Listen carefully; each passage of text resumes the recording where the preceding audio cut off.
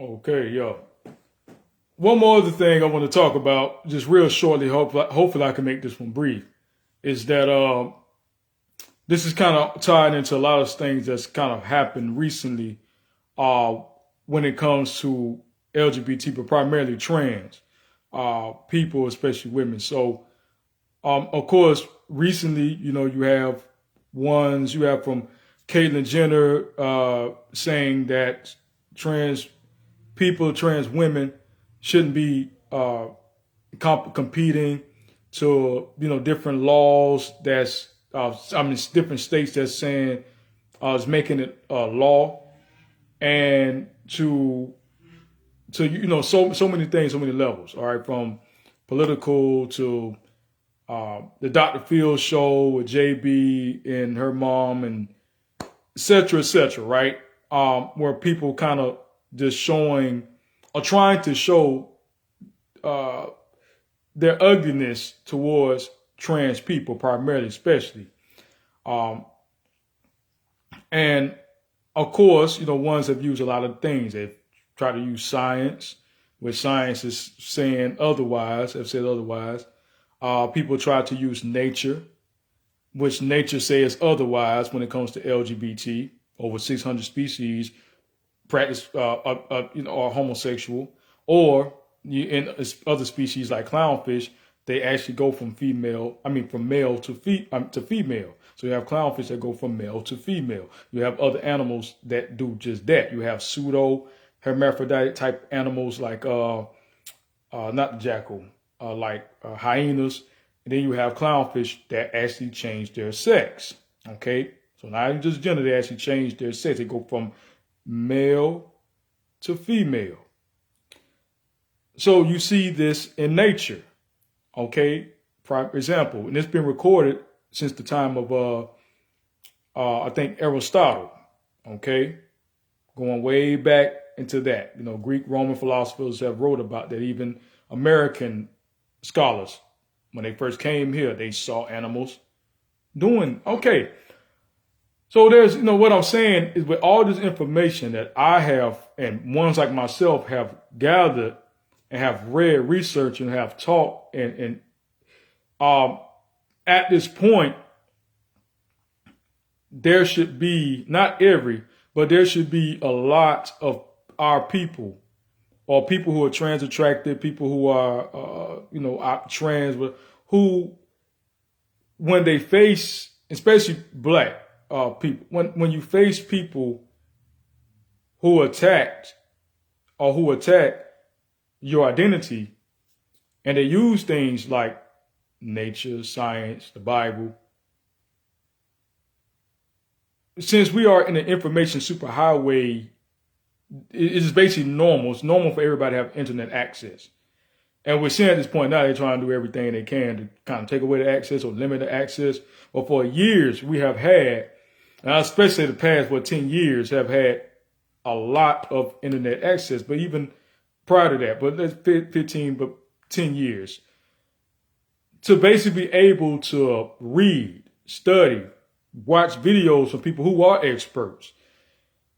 So many things, documentaries, so many things you can watch and learn from, read and learn from. Files you can pull up in that way to show them, hey, nothing to mess with. When they try to go for this, they try to use certain arguments. I feel like a lot of our people, ones of us should be able to defend it just like that, without saying, if somebody says, oh, well, the Bible says, abomination, right? Homosexuality is abomination, right? Leviticus 18, let's deal with it. Instead of saying, well, it also says that eating crawfish is abomination. What you're doing to the person who is dogmatic, to a person who feel like they have the right answer, by you doing that, you're showing that you're afraid, that you're scared, that you really know that you are going to the lake of fire.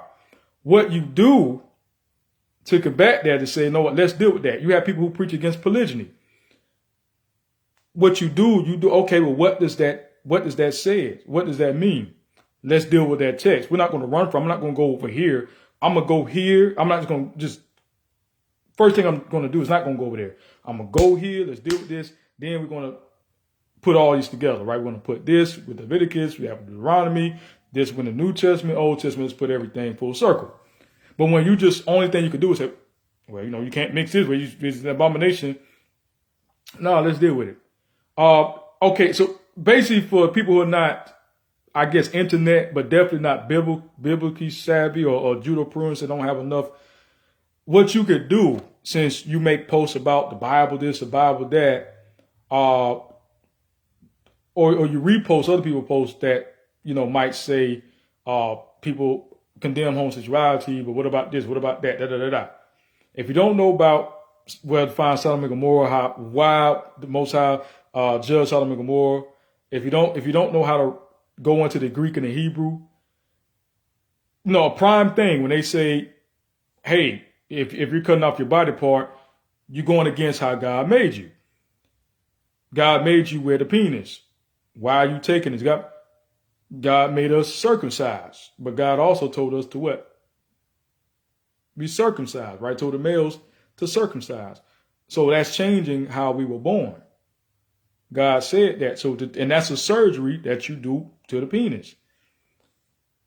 Something like that. So not saying that you are condemning or against circumcision, but that's something that also God said to change. All right. So God did tell men or males to change that how they were born, to take surgery and cut that off, that piece of that off. And just things like that you can, do. If you can't ask them, what does abomination mean? When they say abomination, what does that mean? And you know what it means. You have research, okay, this is what it's talking about. This is what it means here. These are the words for abomination, but whatever. Somebody did a good one. I usually notice that most Gentiles are good with combating homophobes or transphobes in their group, right? They're rich. A lot of Edomites and other people. There was, somebody that basically, I guess, made a tweet saying, if God made you male, that's not a mistake. If God made you a female, that's not a mistake. Saying any different is insulting a perfect creator. Read your word. So this is somebody who's, transphobic or whatever, or who say, I'm just preaching against the sin, right? So somebody came back with that.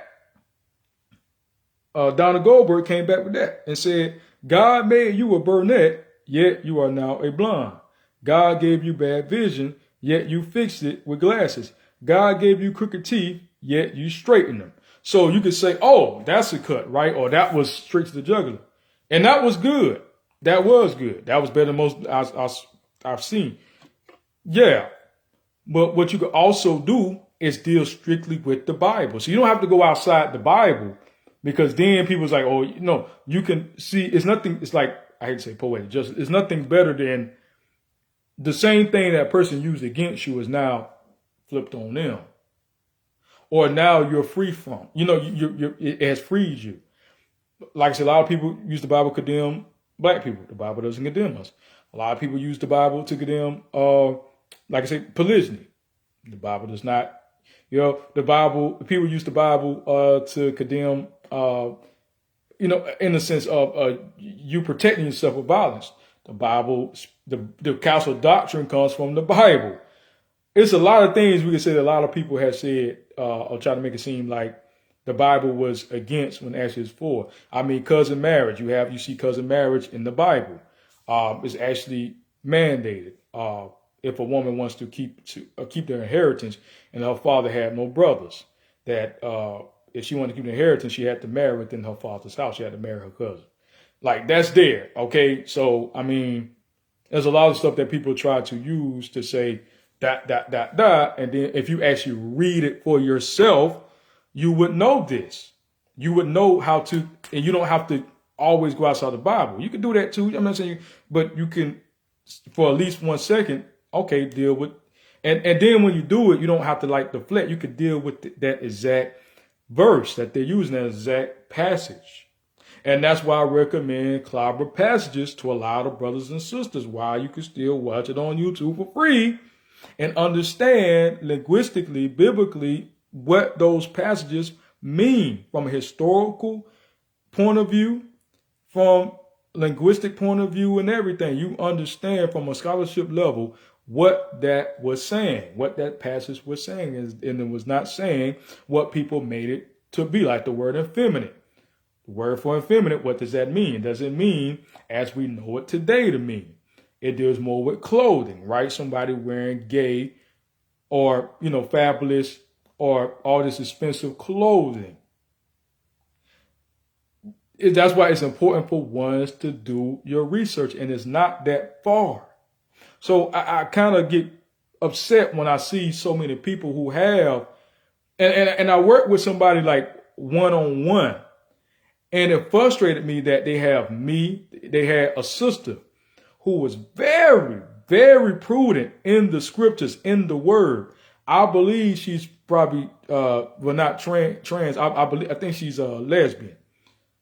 And I said, this trans girl I'm talking to, I said, well, you have a sister who is very prudent into the word. So you have a lot of tools to use them wisely.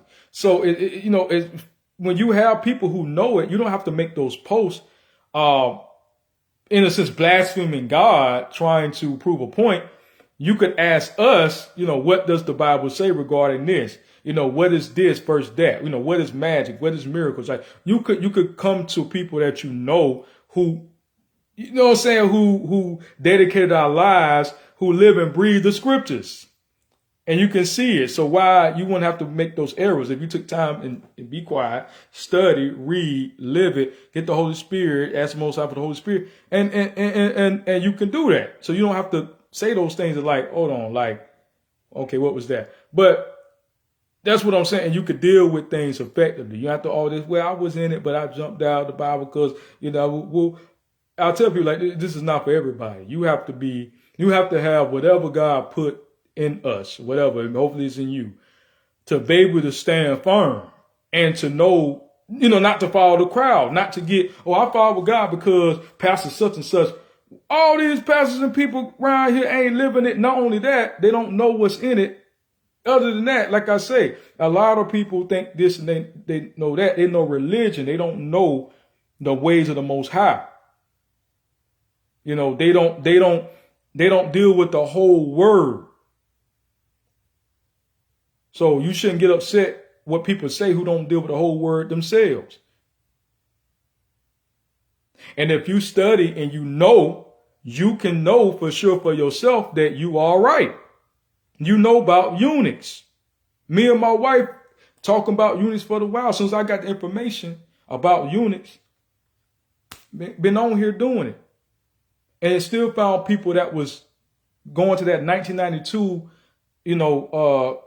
debating people who were anti-trans, who were using the Bible, they using that 1995, this is an abomination too, that's an abomination too. They just could not or didn't want to deal with the words that were there. And like I said, and if you have the hunger to research and know the truth, you will use that. And you will have people, instead of them talking to you, they would run.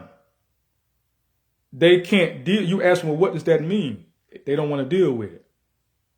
What does abomination mean? What does the word effeminate mean in the Greek? The Bible was not written in the English. It was written in the Greek. So let's do it.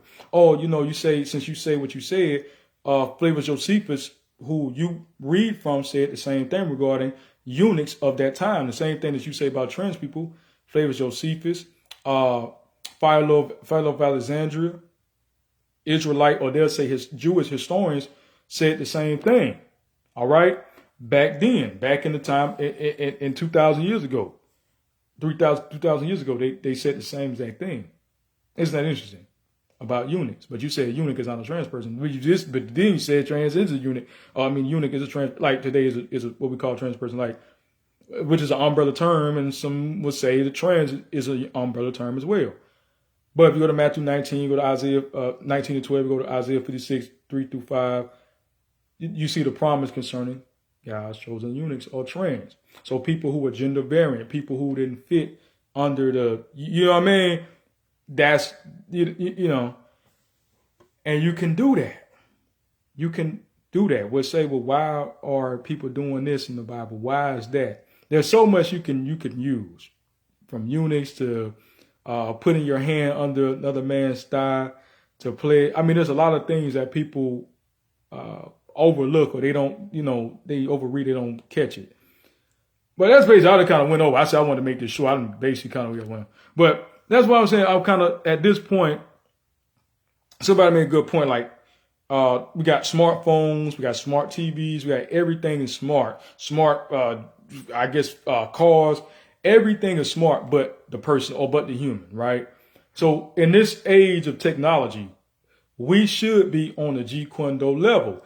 I shouldn't be so rare. It's funny that I'm rare.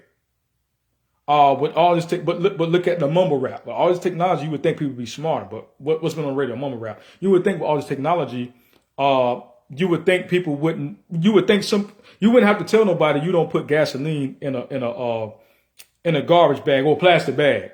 So you have people rushing out here getting gas, but you have people you got to tell them you don't put that in a plastic bag. I mean, so technology is definitely not making them smarter. It doesn't. It doesn't, because why? Oh, he's so deep. I'm not deep, and it's crazy because the people I've learned from, like, they're deep to me. The people that can go, and it's like when people hear me speak of these things and I go into depth about it, it's like, why? We should it should be at this point. Most people you meet should be at a certain level. You have all the time of day. It's crazy for me to tell you, hey, turn off the porn for 5 minutes. Read. God dang it, it's there for you to read. And then with a lot of people, when they read, they still can't believe what they read, what they researched. They don't want to do it because everybody, the crowd of people that they want to please, which is against them, is not thumbing them up. So even though they can read and research something, they still don't feel it. They're still not convicted in it for themselves that what they're reading, what they see, and what I'm saying, and what like myself is saying is the truth, because it's still not popular opinion. They still want to fit in with the people who don't want to fit in with them. So until they get that validation from those who, then it's like, okay, it's the truth, it's the truth, it's the truth.